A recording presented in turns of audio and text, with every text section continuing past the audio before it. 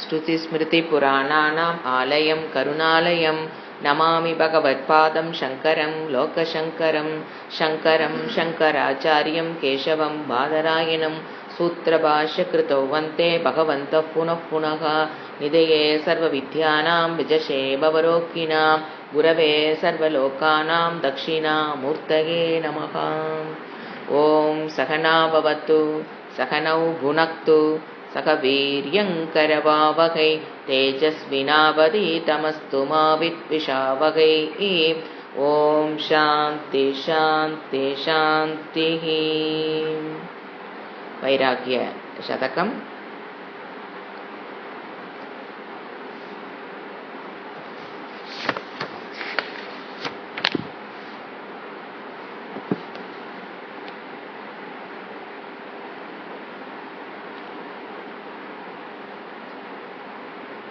பதினோராவது பாடல்.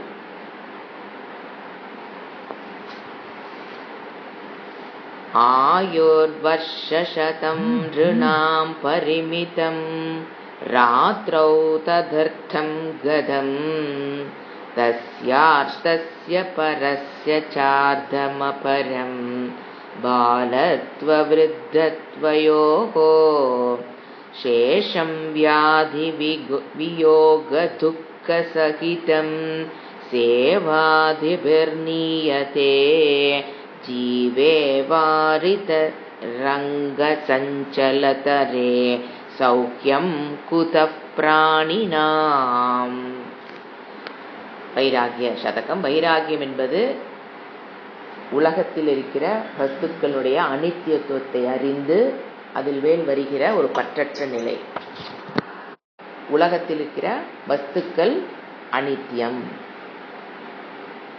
அப்படிங்கிற விவேகத்தின் மூலியமாக வரக்கூடிய ஒரு பற்றற்ற நிலை. அதன் மூலியமா அடுத்து அதனோட கான்சிக்வன்ஸ் இந்திரிய சுகத்தை நான் தொடர்ந்து பெற வேண்டும் அப்படிங்கிற விஷயத்திலிருந்து வெளிவருதல், அதுவும் வைராக்கியம். இப்போ அந்த வைராகியத்தை, அதனுடைய அர்த்தத்தை, வைராகியம்னா என்னன்னு தெரிஞ்சுக்கிறதுனால நம்ம அந்த வைராகியத்தை பெற்றுவிட முடியாது. அதனாலதான் பர்திருஹரி அவர்கள் இத்தனை ஸ்லோகங்களை கொடுத்து நம்ம அந்த அந்த வைராகியத்தை நாம சிந்திக்கணும். அப்பதான் அந்த வைராகிய குணங்கிறது நம்மளால அடையப்பட முடியும். அப்போ அவர் சொல்லிட்டு வரும்போது முதல்ல அதிருப்தியை பத்தி ஸ்லோகங்கள், இந்த உலகத்தில் நீ எதை பெற்றாலும் அது உனக்கு அதிருப்தியை தான் கொடுக்கும். ஏன் இது எல்லாமே என்னை முழுமையாக நான் தேடுவது முழுமையான திருப்தியை தான் நான் தேடுறேன். ஆனா எங்க தேடுறேன்? இந்த உலகத்துல தான் நான் தேடுறேன். அது அம்மாட்டையோ அப்பாட்டையோ குழந்தைகிட்டையோ இல்ல பொருளையோ பணத்திலையோ இல்ல வீட்டில் இந்த மாதிரி பொருள்கள், ஆப்ஜெக்ட்ஸ், அனுபவங்கள், இதுல தான் நான் தேடுறேன். தேடும்போது எனக்கு அந்த திருப்தி கிடைக்கிறது இல்லை. அப்ப ஏன் கிடைக்கிறது இல்லை? அடுத்த வார்த்தை. ஏன்னா நம்ம எதை நோக்கி தேடிக்கிட்டு இருக்கிறோம் அதெல்லாமே அனித்தியம், காலத்திற்கு உட்பட்டது. அதே அனித்தியமா இருக்கும்போது ஒரு limited finite objects, persons, experience எல்லாம் ஃபினிட், எல்லைக்கு உட்பட்டது. அப்படிங்கும்போது அதுக எனக்கு எப்படி ஒரு இன்ஃபினிட் ஆனந்தத்தை கொடுக்க முடியும்? நான் தேடுறது இன்ஃபினிட் ஆனந்தம், பெர்மனன்ட் ஆனந்தம் தான் நான் தேடுறேன். ஏங்க அப்படி சொல்றீங்க? யாராவது எனக்கு ஏங்க இந்த ஏப்ரல் மாதம் மட்டும் நான் சந்தோஷமா இருந்தா போதும், மேலே எப்படி வேணா இருந்துக்கிறேன் அப்படி சொல்றோமா என்ன? அப்ப நம்ம என்ன தேடுறோம்? இந்த வருஷம் மட்டும் நான் ஆனந்தமா இருந்தா போதும், இல்ல பால்ய பருவத்தில் மட்டும் ஆனந்தமா இருந்தா போதும். உயிர் விடுகிற கடைசி நிமிஷத்து வரைக்கும் மனிதன் ஆனந்தத்தை தேடிக்கொண்டுதான் உயிரே விடுறோம். 90 வயசுல உயிர் விட்டாலும் பிறந்ததிலிருந்து நம்ம தேடுறது 90 வயசு 100 வயசுல இறந்தாலும் உயிர் விடுற வரைக்கும் அவங்க என்னத்தை தேடுறாங்க? எது மனசுக்குள்ள கிடைக்கும்னு நினைக்கிறாங்க? இன்ஃபினிட் ஆனந்தம். என்ன ப்ராப்ளம்னா அவங்க தேடுறது எங்க? Finite object, finite persons, finite experiences. அதுல அது எனக்கு இன்ஃபினிட் ஆனந்தத்தை கொடுக்குறோன்னு தேடி போறோம். அப்புறம் கொஞ்ச நாள் அது கிடைச்சிரும், போராடி பெற்று விடுவோம். அதை பெறுவதற்கே போராட்டம் தான். ஒரு வீடு வாங்குறேன்னா பேங்க் பேலன்ஸ்ல காலியாயிடும். அது ஒரு ரத்தத்தை கொடுத்து உழைச்ச உழைப்புல சம்பாதிச்ச பணவளத்தெல்லாம் நீங்க கொடுத்து தான் அதை வாங்க முடியும். உன்னை இழந்து தான் உன்னை பெற முடியும். அப்ப இழந்து பெறுகிறோம். அது டெம்பரரியா இருக்கிறதுனால நமக்கு என்ன பண்ணாது, கொஞ்ச நாள் அது என்ன பண்ணும், அதனுடைய ஆனந்தத்தை அதிலிருந்து நம்மளால பெற முடியாது. அதுதான் அதிருப்திகரம். இந்த உலகத்தில் எதை நீங்க தேடி போனாலும் அது உங்களுக்கு அதிருப்தியை தான் கொடுக்கும். ஒரு திருப்தி இல்லாத என்னத்தை சம்பாரிச்சு என்னத்தை பண்ணாப்பா அப்படிங்கிற ஒரு ஃபீலிங் நிற்போம். அதுதான் நேச்சர். அதுக்கடுத்து இப்போ அவர் என்ன சொல்லியிருந்தார், எல்லாமே க்ஷணிக்கத்துவம், டெம்பரரினஸ் ஆஃப் த லைஃப்பை பற்றி சொன்னார். இந்த வாழ்க்கை என்பது இந்த படைக்கப்பட்ட பிரபஞ்சத்தை பார்க்கும்போது, நமக்கு கொடுத்தப்பட்ட அந்த பிரபஞ்சத்தினுடைய காலத்தை பார்க்கும்போது, நம்மளுடைய வாழ்க்கை என்பது ஒரு சொடுக்கு போடுற டைமை விட கம்மி. அவ்வளோதான். அந்த சொடுக்கு போகிற டைமில் தான் இது பிரபஞ்சத்தினுடைய காலத்தை பார்க்கும்போது, total life span of the சிருஷ்டி, அதை பார்க்கும்போது இந்த பிறப்பு என்பது ஒரு க்ஷணம்தான். அந்த ஒரு க்ஷணத்திலே நாம் பிறந்து குழந்தையா இருந்து வாலிபத்துக்கு வயோதிகத்துக்கு இறந்தோ முடிந்து விடுகிறோம். க்ஷணிக்கத்துவம், டெம்பரரினஸ் ஆஃப் லைஃப். ஒரு நீர் மேலே வர ஒரு நீர் குமிழியை போன்ற அளவு தான். அது எவ்வளோ நேரம் அங்கே இருக்குமோ அதை விட கம்மி தான் நம்மளுடைய வாழ்க்கை. இது உண்மை. இதை நீ தெரிஞ்சுக்கணும். அப்பதான் என்ன வரும், பற்றற்ற நிலை மேல பற்றற்ற நிலை, அந்த வைராகியத்தை பெறுவதற்கு இதை நீங்க சிந்திக்கணும். அதிருப்திகரம், க்ஷணிக்கத்துவம், இதை நம்ம சிந்திக்கணும். அப்போ அவர் ஒரு ஸ்லோகமா அப்படியே டெவலப் பண்ணிட்டே போறாரு. இப்ப இந்த ஸ்லோகத்துல எதை பத்தி சொல்றாரு அப்படின்னு பாத்தீங்கன்னா, அந்த க்ஷணிக்கத்துவம் ஆஃப் லைஃப். நீ பிறந்துடுறீங்க, இறைவனு 100 வருஷம் கொடுத்துட்றாரு. அவர் யோசனை சொல்றார், நீ 100 வருஷம் வாழ்ற. அதுல எப்படி நீ வாழ்க்கையை கழிக்கிற? ஃபர்ஸ்ட் பாதி வருஷம் தூங்குறியா, 1/3 ஆஃப் த 24 மணி நேரத்துல 8 மணி நேரம் தூங்குறன்னு வச்சுக்கோ ரஃபா. டோட்டல் லைஃப் லேப்ல 1/3 என்ன பண்ணிடுறோம், நம்ம தூங்கி கழிச்சிருவோம். தூங்கிட்டு ஆகணும். ஸோ அதுல கழிச்சிடுற. அந்த 1/3 தான் 2/3 தான் இருக்குது. அந்த 2/3 லைஃபை யோசனை பண்ணி பாருங்க. ஒரு டிஸ்கிரிமினேட்டிவ் சக்தி இல்லாத, நல்லது எது கெட்டது எது, எது பண்ணணும் எது பண்ணக்கூடாது, பால்ய வயது அதுல பாதி. அப்புறம் எல்லா டிஸ்கிரிமினேட்டிவ் பவர் இருக்கும், ஆனா எந்த ஃபேக்கல்ட்டியும் ஒர்க் பண்ணாது. எந்த உடம்புக்கு எந்த ஃபேக்கல்ட்டியும் ஒர்க் பண்ணாது. அது கொஞ்சம் கொஞ்சமா தன்னுடைய சக்தி இழந்து கிழப்பருவம், அதுல பாதி நாள் போயிருது. ஸோ 2/3 அதுல 1/3 போயிடும்.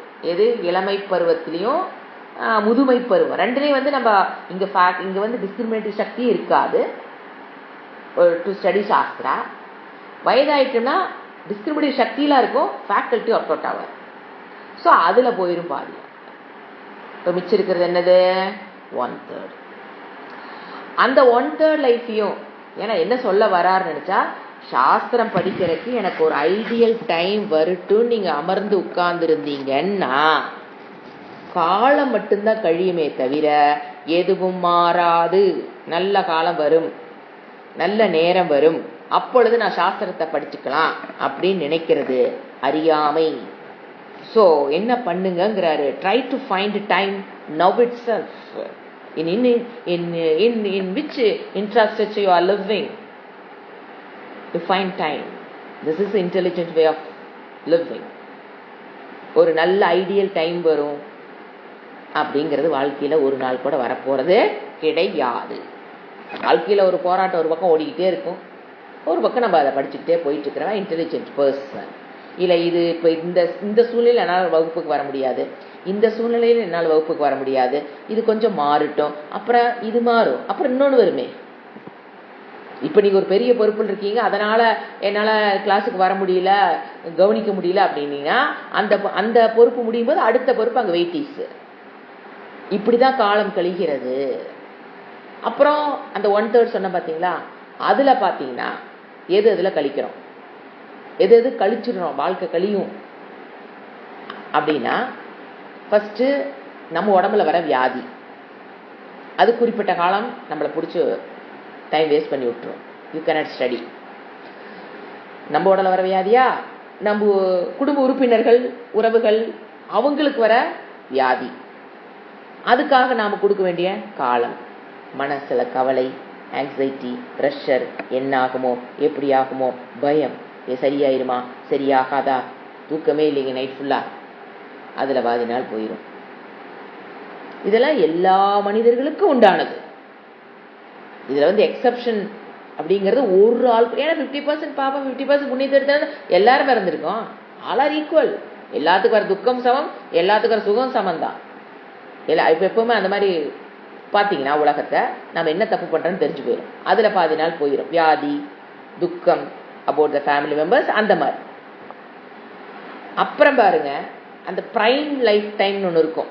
அதாவது ஒரு கிரகஸ்தாசிரமத்தில் நுழைந்த ஃபஸ்ட்டு, அதாவது என்னது, சம்பாதிக்கணும், ஆண்களுக்கு ஒரு செட்டில் ஆகணும், பெண்களுக்கு குழந்தை பெற்று அதை வளர்த்துறது, அது ப்ரைம் லைஃப் டைம். அதனோட ப்ரைம் என்ன சொல்லுவோம், அதில் லைஃப் அதில் போயிடும்.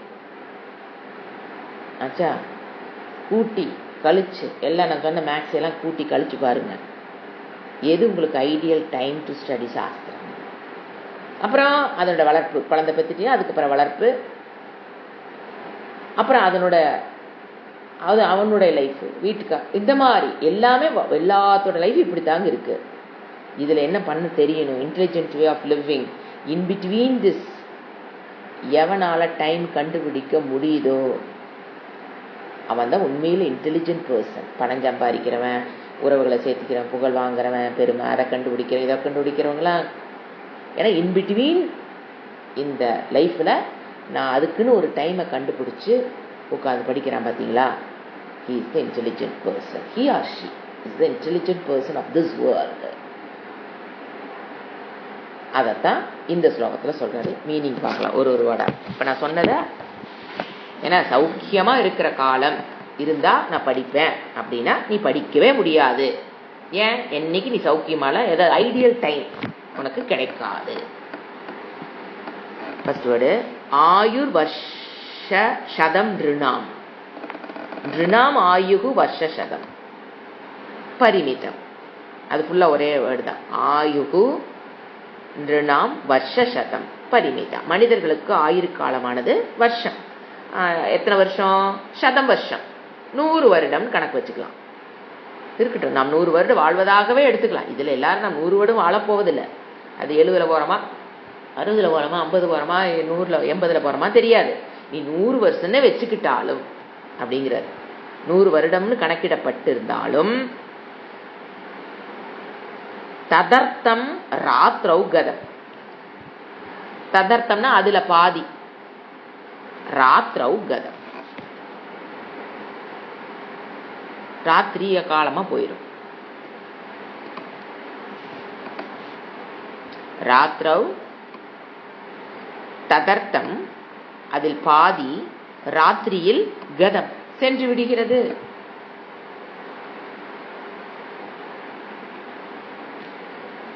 பாதி போயிருது. அவர் நாம் 1/3 சொன்னா அவர் பாதியே போகுதுங்கிறார். அடுத்தது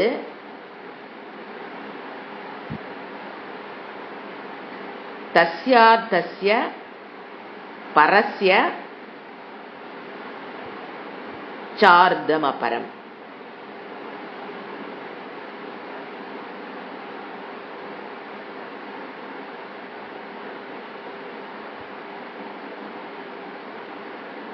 முக்கியமான அந்த பாதி, பரஸ்ய தஸ்யாதஸ்ய, முக்கியமான அந்த பாதி, அந்தல பாதி, ச அர்த்தம் சார் ச அர்த்தம் அபரம், முக்கியமான அந்த மிச்ச பாதி இருக்கு பார்த்தீங்களா, அதுல பாதியானது பாலத்துவ பால வயதில் இள வயதில் பாதி போயிருது. விருத்தத்வ யோகம் கிழத்தனத்தில் பாதி போயிடும். பாதி பால்யம் பாதி கிழத்தனம் அதுல போய்விடும். கதம் போய் விட்டதுன்ட்டார்.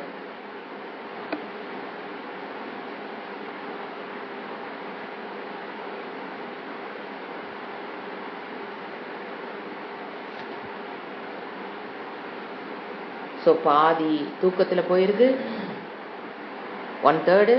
மிச்சம் இருக்கிற 1/3 பாதி இதுக்கு போயிடுது, பால்ய வயதில் கழிச்சிடுறோம். மிச்சது வயோதிகத்தில் கழிச்சாகணும். எந்த ஃபேக்கல்ட்டி ஒர்க் பண்ணாத ஒரு ஸ்டேஜ் வரும். கொஞ்சம் கொஞ்சமாக ஃபேக்கல்ட்டி தன்னுடைய திறமையை இந்திரியங்கள் சக்தி இழந்துட்டு வரும். அப்போ எதுவும் நம்மளால் படிக்க முடியாது. அதில் பாதி போயிடுச்சா, அடுத்து சொல்ல சேஷம் மிச்சம் இருக்குது அந்த 1/3. அது எது இதில் கழியுது? 1/3 தூக்கம், 1/3 பால்ய அண்டு கிழப்பருவம், அடுத்தது சேஷம் மிச்சம் இருக்கிறது. அதான் சொன்னேன், நான் 1/3 வச்சுக்கோங்க. அந்த 1/3 எது இதில் கழியுது? சேஷம். சேஷம்னா மிச்சம். வியாதி, நமக்கு வர வியாதி, நம்மை சுற்றி இருக்கிறவர்களோட வியாதி, அதில் போயிடும். அடுத்தது வியோக. வியோகன்னா நம்மளோட வாழ்ந்தவர்களுடைய பிரிவு. அப்போ நான் அந்த பிரிவு காலத்தில் நம்மளால என்ன பண்ண முடியாது? we cannot study. வியோகம். சையோகம்னா சேர்றது. ஒரு குழந்தை வந்து பிறக்குதுன்னா அதுக்கு பேர் சையோகம். குடும்பத்தில் ஒரு உறுப்பினர் ஆட் ஆகிறாங்க. வியோகம்னா ஒரு குடும்ப உறுப்பினர் நம்ம விட்டு போறது, ஃப்ரெண்ட்ஸு, உறவிகள், நம்மளோட க்ளோஸாக இருந்தவங்க, அது எல்லாமே வியோகம். பந்துக்களின் பிரிவு அப்படி எழுதிக்கலாம். இதனுடைய துக்கம், அதுல பாதி நாள் கழிஞ்சு போயிடும். துக்கம். சகிதம், இதெல்லாம் போகுச்சு அப்படின்னா இதோட இன்னொன்று சேருங்கிறது. சகிதம்னா இதோட சேர்ந்து இன்னொன்னுல கொஞ்ச நாள் நம்மளுக்கு போக போகுது, போயிடும். என்ன பண்ணி? சேவாதிபிகி நீயத்தே, மற்றவர்களுக்கு அடிமைத்தனமாக இருந்து இருந்து அதுல பாதி மிச்ச நாள் உனக்கு அதுல போயிருது. சேவாதிபி அடிமைத்தனம். ஒரு கம்பெனியில ஒர்க் பண்றோம்னா பாஸுக்கு அடிமை, அந்த மாதிரி அடிமைத்தனமாக இருப்பதில் கழிஞ்சு போயிருது காலம். அவங்களை எப்படி திருப்திப்படுத்துறது, அவங்களை எப்படி சமாதானப்படுத்துறது, அவங்களை எப்படி உறவுகளை எப்படி பேச்சப் பண்ணுறது, அவங்களை எப்படி சமாதானப்படுத்துறது, உறவுகளுக்கு வர பிரச்சனை எப்படி பேக்கப் பண்ணுறது, கம்பெனியில் வர பிரச்சனைகளுக்கு எப்படி பேக்கப் பண்ணுறது, ஃபினான்சியல் பிரச்சனைக்கு எப்படி பேச்சப் பண்ணுறது, பேக்கப் பண்ணுறது. இது வியோகம். வியோகம் போகிறது. அதுக்கு அடுத்தது சேவாதிபிகி. அதை பண்ணுறதுக்காக என்ன பண்ணுறது வாழ்க்கையில், இதை பற்றி சிந்தனையில் என்ன ஆயிரும்? டோட்டல் லைஃப் போயிடுச்சு. ஜீவே, உயிரானது இப்ப எப்படி இருக்குது நம்ம வாழ்க்கை இதெல்லாம் பார்க்கும்போது? உயிரானது, வாழ்க்கையானது, வாரி. இந்த வாழ்க்கைங்கிறது வாரினா நீர். ஜலத்தில் உள்ள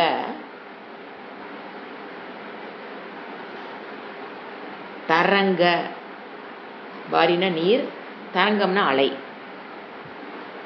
அலை போல சஞ்சல தரே, சஞ்சலமாக இருக்குது. ஒரு கடலில் வருகிற அலை எப்படி ஒரு ஷார்ட் டைம் ஒரு ஸ்டெடியா இல்லாம இருக்குதோ, அந்த போல நீரில் உருவாகிற, அது பாண்டிலையும் பார்த்தீங்கன்னா உருவாகும், ஏரியிலையும் உருவாகும், கடல்லையும் உருவாகும். அந்த அலைங்கிறது எவ்வளவு ஒரு ஸ்டெடியா இல்லாம வெரி ஷார்ட் டைம்ல தோன்றி மறையுதோ, அதை போல இந்த வாழ்க்கை தரங்க அலை போல சஞ்சலமாக இருக்கும்போது ஒரு கேள்வி கேட்கிறாரு. பிராணி நாம் சௌக்கியம் குதக,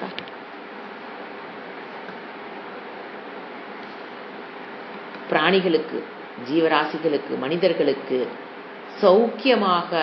சௌக்கியம் ஏது அப்படின்னு அவர் கேள்வி கேட்டு முடிச்சுட்டாரு. அவர் அப்படி கேட்கிறாருன்னு என்ன அர்த்தம்னா, சௌக்கியமா நான் இருந்து சௌக்கியமா இருக்கிறது எப்போ, அதாவது where is the ideal comfortable time for shastra study, அதான் கேட்கிறார். வேர் இஸ் த ஐடியல் ஒரு கம்ஃபர்டபுள் டைம். அது வந்தா நான் படிச்சுக்கிறேன்னு உட்கார்ந்துருக்கியே, where is the ideal comfortable time for shastra study?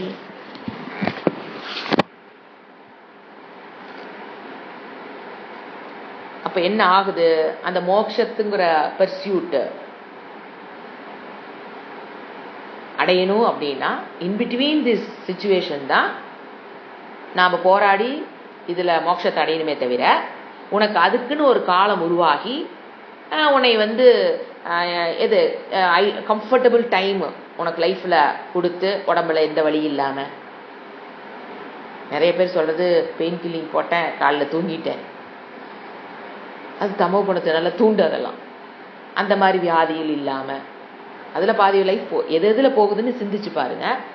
இப்ப இதெல்லாம் கிளியர் ஆகி நான் வகுப்புக்கு வரேன் அப்படின்னா கண்டிப்பாக வகுப்புக்கு வரவே முடியாது. நீங்க வகுப்புக்கு வந்ததுக்கு அப்புறம் தானே இருக்குது விஷயமே. ஆத்தியாத்மிக தடை என்னென்னு, எது எதுல நான் ராகத்தை விட்டேனா, துவேஷத்தை விட்டேனா, சமத்தை, அதெல்லாம் அப்புறம். குவாலிபிகேஷனை பெற்றனா, ஞானத்தை பெற்றனா, ஞான நிஷ்டைக்கு போனனா, அதெல்லாம் அப்புறம். அதுக்குள்ள வர்றக்கே இத்தனை சூழ்நிலையில். அதனாலதான் சுவாமிஜி அடிக்கடி சொல்வாரு, யாரு தம்மு கட்டுறாங்க, இதுக்கு பேர் இப்ப புரியுதுங்களா அந்த வார்த்தை, தம்மு கட்டி வர்றாங்கன்னு பாரு அப்படிம்பாரு. ஒரு வகுப்பு ஆரம்பிக்கிறோம் அப்படின்னா ஒரு வருஷம் விட்டுருங்க, யார் யாரு தம்மு கட்டுறாங்கன்னு பாருங்க. அதுக்கப்புறம் ஒரு ஸ்டாண்டர்ட் ஆஃப் கிளாஸஸ் மாத்திக்கணும். அது வரைக்கும் விட்டுறணும். அவங்கள தம்மு கட்ட முடியுமா முடியாதான்னு அவங்களுக்கே தெரியாத போது ஒரு குரு எப்படி முடிவு பண்ண முடியும்? இவங்கனால தம்மு கட்ட முடியுமா முடியாதா? ஏன்னா இதுல அப்படியே விழுந்துருவாங்க. இப்ப கணவருக்கு உடம்பு சரியின்னு கொஞ்ச நாள், அப்புறம் எனக்கு நான் உடம்பு சரியின்னு கொஞ்ச நாள், அப்புறம் இப்படி கோயிலுக்கு போறேன்னு ஒரு கொஞ்ச நாள், இப்படி பார்த்து வச்சுக்கல கிளாஸை என்னால எடுக்க முடியாது. ஸோ இதெல்லாம் வாழ்க்கையில் அப்படியே போயிட்டே இருக்கும். எல்லாமே தவிர்க்க முடியாத விஷயங்கள் தான். இது எல்லாத்துக்கும் வர கால அந்தந்த காலத்துக்கு அது வந்துகிட்டு தான் இருக்கும். அதுக்கு நடுவுல இது டைம் கண்டுபிடிக்கிறான் பாருங்க. அவருக்கு சுவாமிஜி சொல்றது, அவன் ஹெலிகாப்டர் காட்ட கூட வாங்கி தரான் பாரு. நீங்க பேசும்போது சொன்னா அடிக்கடி சொல்லுவார், அவன் ஹெலிகாப்டர் காட்ட நான் வாங்கி தருவேன். ஏன்னா அந்த கிரகஸ்தா வாழ்க்கையில் இருந்து கொண்டு மன போராட்டங்கள், உடல் போராட்டம், உறவினர்கள் எல்லாத்துக்கும் இருந்துகிட்டு உட்கார்ந்து படிச்சு அதுல படிக்கிறது மட்டும் பெருசுல அதுல சக்சீட் ஆகிறான் பாருங்க அப்படிங்கிறது. அது வெரி ரேர், துர்லபம். மனுஷியானாம் சகசிரேஷு. அதனாலதான் அவங்களுக்கு அவ்வளவு மரியாதை கொடுக்கப்படுகிறதுனா இதனாலதான். இத்தனை தம்மு கட்டி ஒருத்தர் ஜெயிச்சிருக்கான்னா புரிஞ்சுங்களா? அடுத்தது 12. சாரம்யா மகான்ச நிருப்பதிஹி. ஒரு உதாரணம் காமிக்கிறார். நான் இந்த சொன்ன கருத்துக்கு இன்னொரு அதை இன்னும் கொஞ்சம் எம்பசைஸ் பண்ணி அதே கருத்தை இன்னும் கொஞ்சம் எம்பசைஸ் பண்ணி நம்ம காமிக்கிறார். சாரம்யா மகான்ச நிருப்பதிஹி சாமந்த சக்கரம் ச தத் பாஷ்வே தஸ்ய ச சா விதக்த பரிஷத் தாஷ்சந்திர பிம்பானநாகா உத்வ்ருத்த சச்ச ராஜபுத்ர நிவஹஸ் தேபந்தினஸ்தா கதாஹா சர்வம் யஸ்ய வசாதகா ஸ்மிருதிபதம் காலாய தஸ்மை நமஹ. எழுதிக்கலாம் மீனிங். ஏன்னா அந்த கருத்தை அப்படியே பண்றதுனால எங்க என்ன மெயின் சொல்றான்னு பாத்தீங்கன்னா, சாரம் என்னன்னு பாத்தீங்கன்னா, நமக்கு முன்னால் வாழ்ந்தவர்களை பாருங்க. பெரிய பெரிய கிங், பேரரசு, அரசுனா ஒரு சின்ன சேர சோழ பாண்டியர்லாம் சிற்றரசர்கள் மாதிரிதான். பேரரசு, பாரதத்தையே முழுமையாக ஆண்ட பேரரசு விக்ரமாதித்தன் உஜ்ஜயினிய தலைநகராக கொண்டு வாழ்ந்தார். அப்போ உலகத்திலேயே நம்பர் 1 நாடா எது இருந்திருக்குது? அப்பெல்லாம் அமெரிக்காவும் கிடையாதுங்க, யூரோப்பும் கிடையாதுங்க, பாகிஸ்தான் இந்தியாவுக்குள்ள வந்தது. எது நம்ம சைனா அப்படி மாதிரி எதுவுமே கிடையாது. நம்பர் 1 இருந்தது.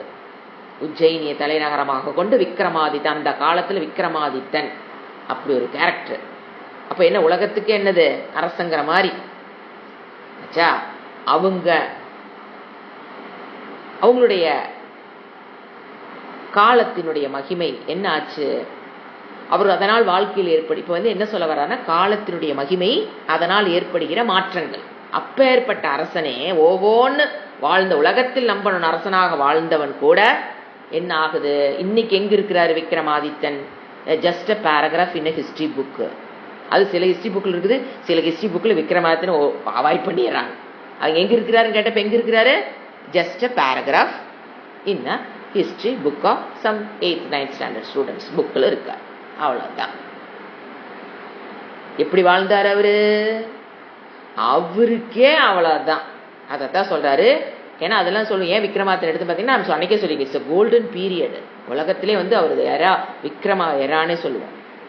அதே பார்த்தீங்கன்னா பர்திருஹரி நம்ம படிக்கிறோம் பார்த்தீங்களா, அவருடைய கேவ் இன்னைக்கு இருக்கு. நீங்க பார்த்தீங்கன்னா nobody to look after Bhartrihari's cave, full of bats. ஃபுல்லா என்னதை நம்பி இருக்குது, வவ்வால் குடும்பம் நடத்திட்டு இருக்குது. அது மாதிரி ஷியாமலா கண்டகம், காளிகா டெம்பிள், காளிதாசர் எல்லாம் எங்க அவங்களாம் வாழ்ந்த காலத்துல பாத்தீங்கன்னா பெரும் பேர் புகழோட வாழ்ந்தாங்க. அவங்கெல்லாம் இன்னைக்கு எங்க இருக்காங்க? அவங்களே அங்கதான் இருக்காங்கன்னா நாம் எங்க இருப்போம்? திங்க் பண்ணிக்கணும். நம்ம எந்த என்ன சொல்றது ஹிஸ்டரி புக்ல பதிவு, நம்மளுடைய பேரனுடைய பையனுக்கே நம்ம யாருன்னு தெரியாது, பேரனுடைய பேரனுக்கு பேரே தெரியாது. அவ்வளவுதான் நம்ம வாழ்க்கை. பேத்தியை எடுத்தாலும் சரி, பேரன் எடுத்தாலும் சரி. இன்னைக்கு பேரன் நம்மளோட வாழ்றாங்க அப்படின்னா அவனோட பையனுக்கு நம்ம வெறும் போட்டோல தான் இருப்போம். நம்ம பேரனோட யோசனை பண்ணி பாருங்க, நம்ம யாருன்னே தெரியாது. ஏன்? என் தாத்தாவோட தாத்தாவை எனக்கு தெரியுதே என்ன, அதே தானே எனக்கும். அவ்வளவுதான் லைஃப், அவ்வளவுதான். இப்போ என்னோட தாத்தாவோட தாத்தாவை எனக்கு பேரே ஞாபகம் வர மாட்டேங்குது. நான் அவர் யாரு, எப்படி எது தெரியாது. அவர் யாராவது நினைக்கிறோமா வாழ்க்கையில, இல்ல தினம் பூஜிக்கிறோமா அவங்கள, இல்ல அவங்கள பத்தி பேசுறோமா? ஜஸ்ட் ரப்பட். அதே தான். எப்போ என்னோட தாத்தாவோட தாத்தா எனக்கு தெரியலையோ அப்ப என் பேரனோட பேரனுக்கு என்னை தெரியாது. நீங்க என்ன சம்பாரிச்சீங்கன்னா சம்பாதிக்கலீனா எதுவும் தெரியாது. என்ன நல்லவங்களா கெட்டவங்களா அவங்களுக்கே தெரியாத போது, குடும்பத்தில் இருக்கவங்களுக்கே தெரியாத போது நீங்க வெளி உலகத்தை யோசனை பாருங்க, யாருக்கு தெரிய போகுது நம்மள? அவ்வளவுதான். இதுதான் லைஃப். அதான் சொல்றாரு, எழுதிக்க. சா ரம்யா, அழகான பட்டினம் என்ன. அந்த ராஜா எப்படி வாழ்ந்திருப்பான்னு பாருங்க. நாம இந்த வாழ்க்கை வாழ்ந்துக்கிட்டு இப்படி இப்ப படிக்கிறதுக்கு டைம் இல்லை அப்படிங்கிறமே, அந்த ராஜா யோசனை பாருங்க எப்படி வாழ்ந்தானமா. சா ரம்யா, அழகான பட்டினம் என்ன.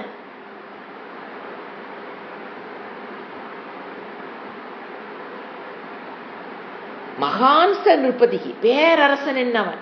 அழகான பட்டினம் என்ன, மகான்ச நிருபதிகி, பேரரசன். எதுக்கு? பெரிய ஏரியாவுக்கு அரசன், பேரரசன். பாரதத்துக்கே அரசன். அது நான் உதாரணத்துக்கு நான் அவரை காமிச்சேன். விக்ரமா பாரதத்துக்கு அரசன், பேரரசன். அரசன் இல்லை, அவங்களுக்கு பேர் பேரரசன். அரசன் என்ன, அவங்க வாழ்ந்த வாழ்க்கையை பாருங்க. சாமாந்த சக்கரம் ச தத். நீங்க பாருங்க, அந்த அவனை சுற்றி யார் நிப்பா? சிற்றரசனுடைய கூட்டம் இருக்கும். எதுக்கு? அவனுக்கு வரி கட்டி ஆகணும். மாசானா அவனுக்கு வரி கட்டணும். பேரரசன் இருந்தா அவனுக்கு கீழே சில சிற்றரசர்கள் இருப்பாங்க. பிரான்சைஸ்ன்னு சொல்றோம்ல இந்த காலத்துல, அந்த மாதிரி அவன் சிற்றரசர்கள் இருப்பாங்க.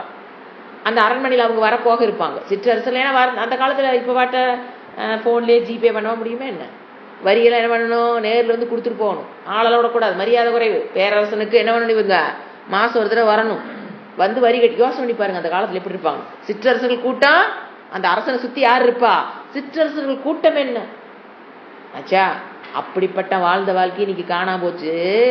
நீ எதுக்கு இந்த வாழ்க்கைக்கு இத்தான பில்டப் பண்ணிக்கிறீன்னு கேட்கிறாரு. ஆச்சா.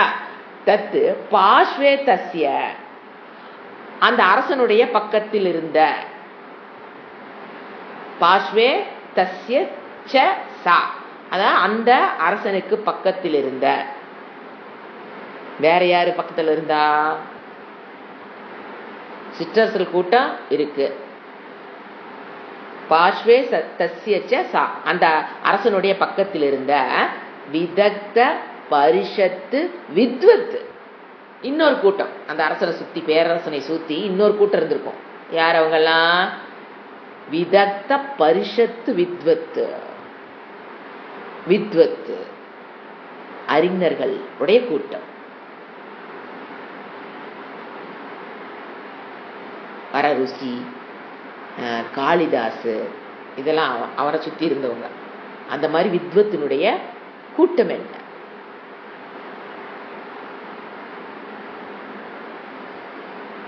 முதல்ல ஒரு கூட்டம் சிற்றரசர்களுடைய கூட்டம். வருவாங்க, வரி கட்டணும், அது பொருளாக இருக்கலாம், தங்க காயினாக இருக்கலாம், எதையோ கொடுத்துட்டு எல்லாம் சாப்பிட்டு அப்புறம் தான் திரும்பி போக முடியும். ஏன்னா இந்த காலமாட்ட ஃப்ளைட்டில் ஏறி ஃப்ளைட்லேயே போக முடியும். ஸோ அந்த கூட்டம் ஒரு பக்கம். இன்னொரு பக்கம் யார்? வித்வத், காளிதாசர், வரருச்சி, இந்த மாதிரி எக்ஸ்ட்ராடினரி டேலண்டட் பீப்புள்.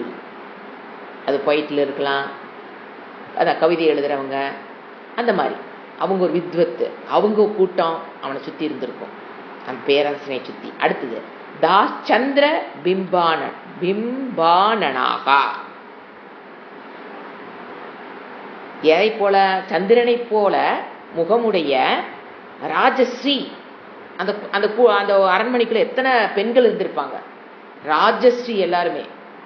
ராஜனுக்கு ராஜாவோட அக்கா, தங்கச்சி, அம்மா, அவளோட ஒய்ஃபு, அவங்களோட பெண்ணு, அந்த அந்த அரசனுடைய சித்தி, அத்தை, எத்தனை பேர் இருந்திருப்பாங்க? ராஜஸ்ரீ. அவங்களுக்குலாம் பேர் ராஜஸ்ரீ. அந்த ராஜாவுடைய அவங்களோட வாழ்ற பெண்கள். அந்த கூட்டம் ஒரு பக்கம். நினைச்சு பாருங்க அந்த அரண்மனை எப்படி இருந்திருக்குன்னு. அப்படி வாழ்ந்தவங்க நம்மளுடைய பேரரசர்கள். ஆச்சா, நான் கற்பனை பண்ணி பார்த்தா அவ்வளோ அழகா இருக்கும். ஆனா சாப்பிட உட்காரும் போது எவன் விஷம் வைப்பான்னு தெரியாது. ஸோ ரெண்டு சைடு நம்ம பார்க்க தெரியும். இதை அனுபவிக்கிறவன் நம்ம இதை மட்டும் பார்க்குறோம், அவர் இதை மட்டும் பார்த்து வைராக்கியத்துக்காக சொல்றாரு. ஆனா கூட என்ன பயம் இருக்கு அவனுக்கு? இன்னொருத்தன் சாப்பிட்டா தான் அவன் சாப்பாடு எடுத்து வாயில போட முடியும். ஆச்சா, ஸோ ராஜஸ்ரீ ஒரு பக்கம். அடுத்தது உத்விருத்தக சகஜ ராஜபுத்திர, இன்னொரு கூட்டம். நிவக உத்விருத்தக கட்டுக்கடங்காத காளைகளை போன்ற ராஜபுத்திரக. அந்த ராஜாவுடைய தம்பி பையன், அக்கா பையன், தங்கச்சி பையன், எல்லாம் அந்த ஏஜ், யங் ஏஜ். கல்ல போட்டாலும் கரைக்கக்கூடிய ஒரு சக்தி படைத்த புத்திரக, ராஜபுத்திரக. எல்லா போர்க்கலையில் சிறந்து விளங்குகிற ராஜபுத்திரக. தன்னோட பையனை மட்டும் அங்க இருக்க மாட்டானுங்க, அவங்க அக்கா பையன், தங்கச்சி பையன், ஒய்ஃபோட அண்ணன் பையன், தங்கச்சி, இந்த மாதிரி அது ஒரு கூட்டம். ராஜபுத்திரக நிவக. அந்த கூட்டம் என்ன? ஹைப்பு கொண்டுட்டு போற நம்மள. எப்படி வாழ்ந்திருப்பான் அவன்? நீ இந்த வாழ்க்கையை வாழ்ந்துட்டு புலம்புறியே, அவன் எப்படி வாழ்ந்திருப்பான்னு பாரு. தே அடுத்து பாருங்க, பந்தினக தாகா கதா. பந்தினக தாகா கதா. அவங்கள பேசிக்கிட்ட பேச்சு எல்லாம் அப்படியே அமைதியாக அங்கங்க வட்ட வட்டமாக வந்துருப்பாங்க. அவங்களுக்குள்ள பேசுற பேச்சு, அந்த பாடுற பாட்டு என்ன? ஏன்னா ஒரு கவிஞர் வந்தாருன்னா அரசன் என்ன பண்ணுவாரு? புகழ்ந்து பாடுவாரு. அப்புறம் அரசர்கள் பேரரசுடைய திறமையை புகழ்ந்து பேசுவாங்க. சிற்றரசர்கள் என்ன பண்ணுவாங்க? ஆகா ஓஹோ, அந்த பேச்சுக்கள், singing the glory of the king. கவிஞராக இருந்தால் சிங்கிங் த க்ளோரி. மற்ற ஜனங்கள் அதை பற்றி, அரசனை பற்றி புகழ்ந்து பேசுதல். நீங்க இவங்க நல்லவர் வல்லவர் அப்படி சொல்றோம் இல்லைங்களா? அந்த மாதிரி பேச்சுக்கள், தன்னை சுத்தி பேச்சுக்கள் என்ன? சர்வம், அனைத்தும். நான் சொல்லிக்கிட்டே போகலாம், அவர் என்ன பண்றார்? நிறுத்துகிறார். எஸ்ய வசாதகாத்து, காலத்தினுடைய கதியினால். சர்வம், இப்ப நான் சொன்னப்பட்ட எஸ்ய, சர்வம் எஸ்ய, இப்படி இருந்தது எல்லாமே வசாதகாத்து. எந்த வசம்? காலத்தினுடைய கதியினால். மேற்கண்ட யாவும் அந்த காலத்தினுடைய கதியினால் என்ன ஆச்சு? ஸ்மிருதி பதம். நாம் இப்ப என்ன பண்ணலாம்? நினைத்து பார்க்கிறபடி நிலைமை, நினைத்து பார்க்கிற நிலைமைக்கு வந்துருச்சு. அதெல்லாம் இப்ப நான் சொல்றேன், நீங்க அதை நினைச்சு பாக்குறீங்க, அவ்வளவுதான். அந்த நிலைமைக்கு எது? காலம். நாம் ஒண்ணுமே பண்ண வேண்டாம். காலம் என்ன பண்ணிரும், நம்மள ஒண்ணுமில்லாமாக்கிரும். நம்ம பேர் கூட பேரனோட பேரனுக்கு தெரியாம போயிடும். அது காலம், அது அப்படிதான் பண்ணும். நினைத்து பார்க்கிற நிலையை கூட எழுந்துரும்.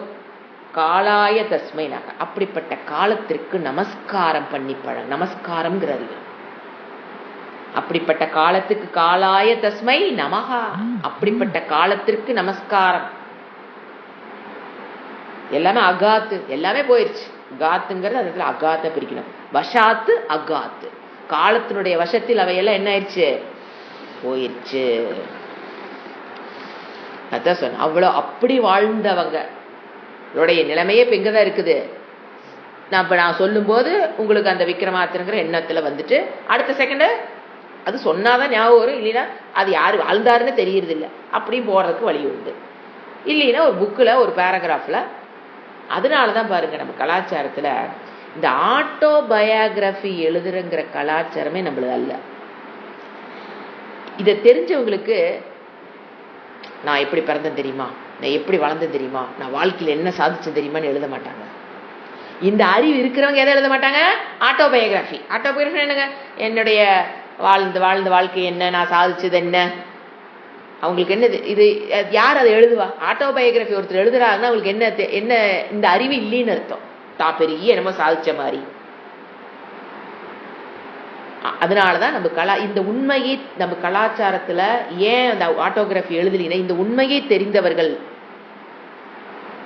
எனக்கு வந்து என்ன எழுத மாட்டோம், ஆட்டோபயோகிராஃபி. ஏன் டைரி எழுதினா தான் அது ஆட்டோகிராஃபியை பயோகிராஃபியை மாற்ற முடியும் இல்லைங்களா? இந்த டைரி எழுதுற வழக்கம்லாம் நம்மளது இல்லை. ஏன்னா அதை வச்சுதான் நீங்க என்ன கொண்டு வரணும். கடைசியில் ஆட்டோபயோகிராஃபி புக்கு போடுறீங்கன்னா நீங்க என்ன பண்ண, படத்துல நீங்க எழுதி வச்ச விஷயத்தெல்லாம் எல்லாமே மெமரியில இருக்க போகுது. ஸோ எல்லாத்தையும் இழுத்து வச்சு ஞாபகப்படுத்தி எழுதுறோம். இது நம்மளுடைய கலாச்சாரம் இல்லை. நம்மளுடைய வாழ்க்கைங்கிறது நீர்ல தோன்ற ஒரு குமிழி போல வெரி சாதாரணம். ஜஸ்ட் லைக் தட் தோன்ற, ஜஸ்ட் லைக் தட் போயிட்டே இருக்க போறோம். ஆனா எதுக்காக இந்த மனித சரீரம், அதாவது நம்ம அவ்வியக்தமாக தோன்றா நிலையில் இருந்த காலங்கள் தான் அதிகம். தோற்றத்திற்கு வந்த காலம் குறைவு. முதல்ல அங்கேயே பாதி போச்சா. தோற்றத்திற்கு வந்ததுக்கு அப்புறம் பாத்தீங்கன்னா எத்தனை அப்பனோங்கிற மாதிரி எத்தனையோ மனிதர்கள் ஜீவர்களாக என்னது புல்லாய் பூடாய் பறவையாய் விக்ஷமாக பிறந்து பல சரீரத்தை கழிச்சிட்டோம். அதுல பல மனித சரீரம் இதுக்கு முன்னால் எடுத்து அதையும் கூத்தாடி போட்டு உடைச்சதுனாலதான் இப்ப மறுபடியும் மனித சரீரம் வந்திருக்கு.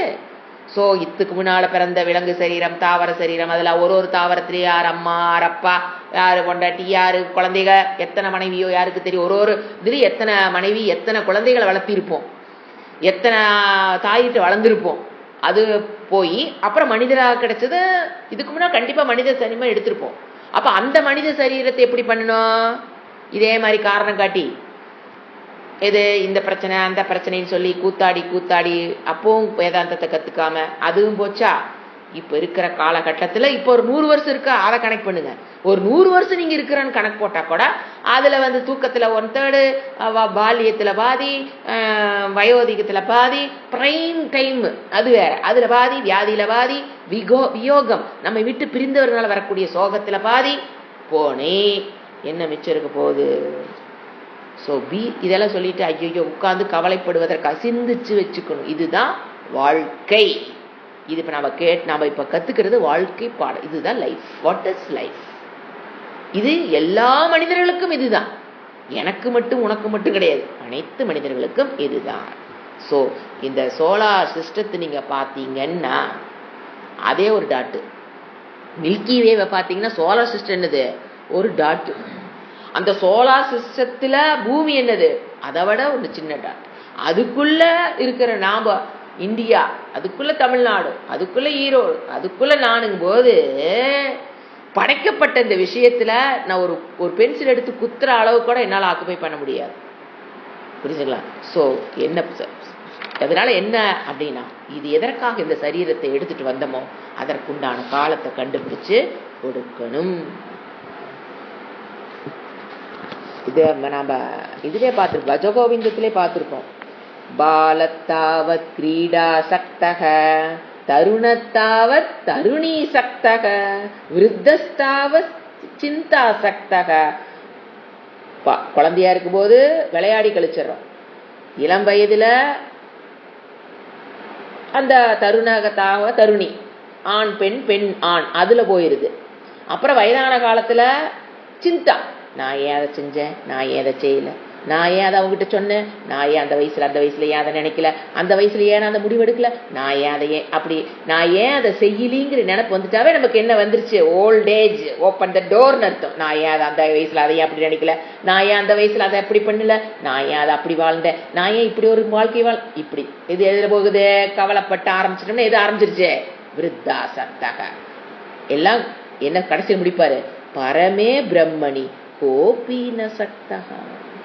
அந்த பரபிரம்மனை யார் நினைக்கிறார்கள், யாரும் நினைப்பது இல்லைன்னு சொல்லி முடிப்பார் அந்த இடத்துல பஜகோவிந்தத்துல. பஜகோவிந்தம் பஜகோவிந்தம் கோவிந்தம் பஜ மூடமதே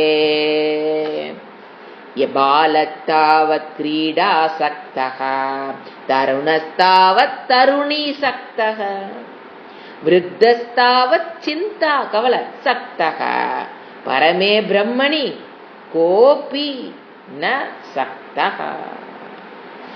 அதான் அவர் சொல்றாரு. இதுதான் பர்திருகரின்னு சொல்றாரு. அததான் பஜகோவிந்தத்துல சங்கராச்சாரியர் சொல்றாரு. அடுத்தது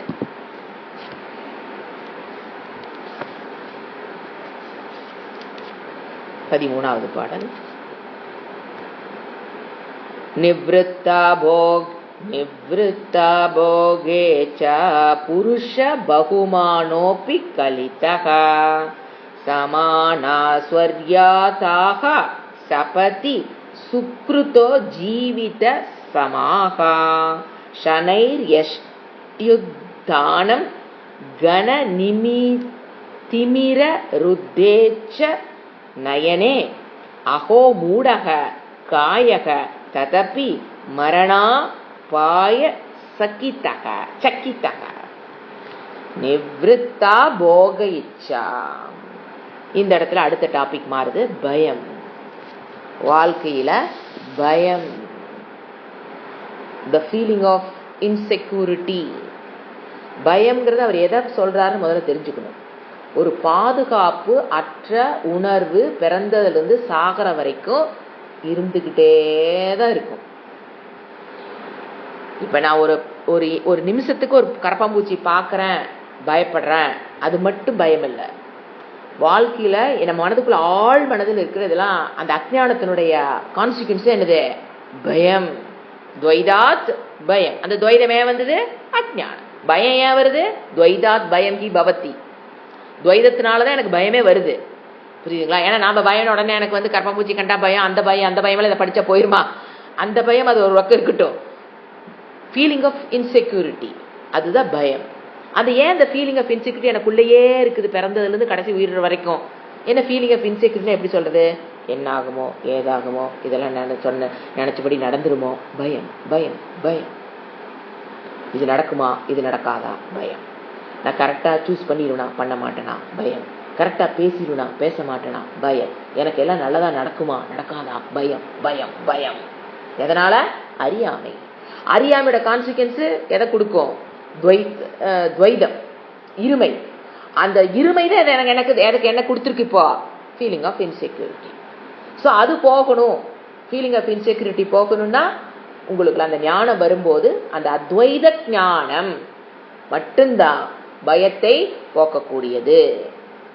முதல்ல என்ன ஒத்துக்கணும், எனக்குள்ள ஆள் மனதில் என்ன இருந்துகிட்டே இருக்குது, பிறந்ததுல இருந்து இறக்குற வரைக்கும், அஜ்ஞானத்தில் இருக்கிற வரைக்கும் பயம் தவிர்க்க முடியாத ஒண்ணு.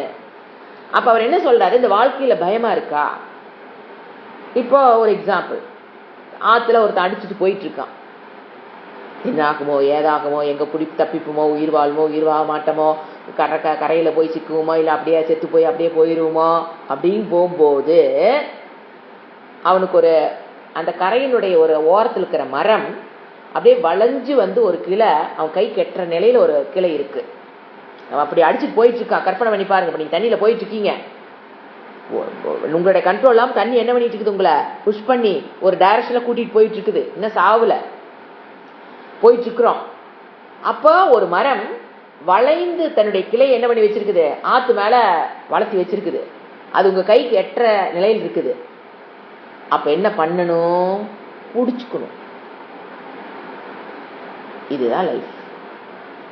அதுக்கப்புறம் அங்க கீழே தண்ணி ஓடிக்கிட்டு தான் இருக்கும். அது கதை வேற. பிடிச்சிட்டீங்கன்னு வைங்க, அதுக்கப்புறம் கதை வேற. என்ன போயிடும், பயமெல்லாம் வராது. நம்ம தான் பிடிச்சிட்டுமே. இனி அடுத்து என்ன பண்ணுவோம், இது எப்படி மரத்து மேலே ஏறி எப்படி அடுத்த பிளான், நம்ம தப்பிக்கிறதுக்கு உண்டான வழியை தான் பிளான் பண்ணுவோம் தவிர, ஐயோ நம்ம அடிச்சுட்டு போறோமே அந்த பயம் போயிருக்குமா இருக்காதா, ஐயோ அடிச்சுட்டு போறோமே நம்ம என்ன ஆகும், நமக்கு என்ன ஆகுமோ தெரியாது, ஐயோ அங்க வேற பணத்தை அங்க வச்சுட்டு வந்து அவனுக்கு ஒருத்தர கடனை வாங்கிட்டா என்ன கொடுக்காம இருக்குது வர, ஐயோ நம்ம போனா அவங்ககிட்ட இருக்குதே இவங்கிட்ட இருக்குதே, பேங்க்ல நம்ம போனா தான் கையெழுத்து போடுவானே, ஐயோ அதெல்லாம் சிக்குமா, பையனுக்கு சிக்குமா என்னமோ தெரியாதே, வேற பையன்கிட்ட வேற சொல்லாம வேற விட்டுட்டுனே, இதெல்லாம் தான் வரும். இறைவனெல்லாம் அன்னைக்கு நியாயமே வராது.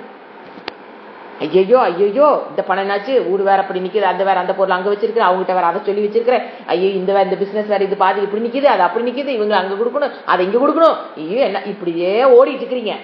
அப்போ ஒரு கிடைக்குதுன்னு போது புடிச்சுக்கணும். இது எது வாழ்க்கையில எதுக்கு, இது எது அது எதுன்னு கேட்டீங்கன்னா, ஓடிட்டு இருக்கிறது எதுல ஓடிட்டு இருக்கிறோம், சம்சார துக்கம். ஒரு மனிதனும் சம்சார துக்கத்துல கண்ணு மண்ணு தெரியாம வாழ்வமா சாவமா பொழைப்பமா பொழைக்க மாட்டோமான்னு நினைக்கிற அந்த பயம் தான் சம்சார பயம். அந்த வளைஞ்சு வந்து ஒண்ணு நிக்குது பாத்தீங்களா, அதுதான் சாஸ்திரம்.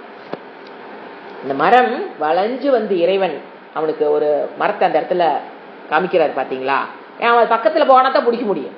அது மரம் அங்க இருக்கு, நடாத்துல போயிட்டு இருந்து எப்படிங்க பிடிக்கிறது. அப்போ அவன் அந்த நிலைக்கு கொண்டு வந்து அது பிடிக்கிறதுக்கு ஒரு ஒரு ஏற்பாடு அங்க இருக்கா இல்லையா, அவன் தப்பிக்கிறதுக்கு.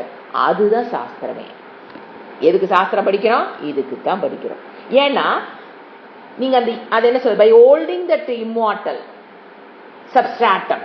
அது என்னது, இம்மார்டல். அந்த மரம் என்னது, அது அடிச்சுட்டு போயிருமே, என்ன அடிச்சுட்டு போகாது. அப்போ அந்த holding that immortal substratum, you can enjoy the moving world. This is the basic secret. நீங்க ஓடிக்கிட்டு தான் இருப்பீங்க, தண்ணி அடியில உங்களை காலை ஓட்டிக்கிட்டு தான் இருக்கும். ஆனா என்ன பண்ணிட்டு நீங்க சாஸ்திரத்தை வந்து புடிச்சோன்ன, by holding that immortal substratum புடிச்சிட்டோம்னா you can enjoy the moving world. ஆஹா புடிச்சுக்கிட்டு என்ன பண்ணலாம், தண்ணி வேற எவ்வளவு ஸ்பீடா வருது, அந்த பக்கம் இந்த பாத்துல என்ன பண்ணலாம், you can enjoy. அதே அடிச்சுட்டு போயிட்டு இருக்கும்போது you cannot enjoy. தண்ணி பாரு எவ்வளவு சுத்தமா இருக்குது, பாரா இந்த பக்கம் பாரு எவ்வளவு இருக்குது. அந்த தண்ணியை நீங்க உயிரை பத்தி மட்டும்தான் நினைக்க முடியும், தண்ணியெல்லாம் நீங்க என்ஜாய் பண்ணவே முடியாது. ஆனா அந்த சப்ஸ்ட்ராட்டத்தை புடிச்சிட்டீங்கன்னு வச்சுக்கீங்களேன், you can enjoy the moving world. You can enjoy the water flow of the river or any water body in which you are through. எதுல நீங்க ஓடிட்டு இருந்தீங்களோ அந்த வாட்டர் பாடிவே, அது நதியா இருக்கலாம், யூஸ்வலா ரிவர் ஏதோ ஒண்ணு எடுத்துக்கலாம், ஸ்ட்ரீமா இருக்கலாம், ஏதோ ஒண்ணு. யூ கேன் என்ஜாய்ங்குது சாஸ்திரம். இங்க வந்து புடிச்சிட்டீனா you can enjoy the water flow. குடிக்காத வரைக்கும் எப்படித்தான் இருக்கும், அதுதான் லைஃப், அப்படிதான் வாழ், அதுதான் அதை தான் சொல்றாரு இவர். இதுதான் அந்த பயம். இது பிடிக்காத வரைக்கும் என்ன இருக்கு அவனுக்கு, அந்த மரத்தை பிடிக்காத வரைக்கும் பயம் பயம் பயம். பிடிச்சிட்டான்னு வச்சுக்குங்க, பயம் போறது மட்டுமல்ல, அவர் சொல்றது சாஸ்திரம் சொல்றது, உனக்கு பயம், உயிரை பற்றிய பயம் போகிறது மட்டுமல்ல, you can enjoy the moving world. எந்த உலகத்துல நீ வாழ்ந்துட்டு இருக்கிறியோ அதை என்ன பண்ண முடியும்னால என்ஜாய் பண்ண முடியும். அதத்தான் அவரு இந்த ஸ்லோகத்துல சொல்றாரு. ஒரு வேர்டு மீனிங் சொல்றேன், நிவ்ருத்தா போக இச்சா.